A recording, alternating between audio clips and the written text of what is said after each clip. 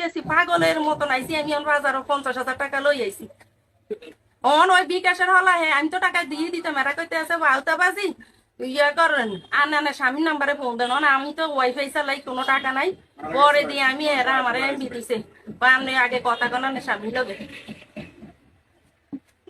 আপনি কোন দেশে থাকেন ভাই? কুয়েতে।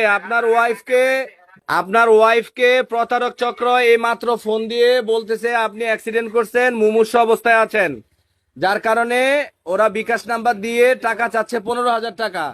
উনি আইসা টাকা পাঠানোর জন্য পাগল হয়ে গেছে। আমরা নিষেধ করলাম যে আপনার স্বামীর নাম্বার দেন, কথা বলেন, আগে শিওর হন, তারপরে এই ঘটনা বের হয়ে আসলো আর কি। তা আপনি চিন্তামুক্ত থাকেন, আপনার টাকা আপনার স্ত্রীর কাছে রক্ষিত আছে। আর কখনো কখনো বিকাশ প্রতারণার ফাঁদে পড়বেন না, যাচাই করে নিবেন, কেমন?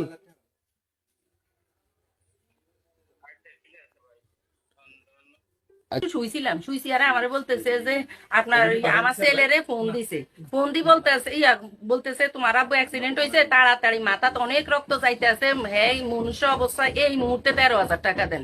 পরে আমি কি বলে আমি একটা হাল চক্কার মতন উঠছি উড়ি আমি কিছু আলমারিতে টাকা ছিল দৌড়াই যাই আমি 50,000 টাকা লই ভাই আমি অটোওয়ালা করে পায়ে দড়ি লাগছেন আমি এগরে মানে আই পরে আমি আমার একটা বিকাশের দোকানে দেন বিকাশের দোকানে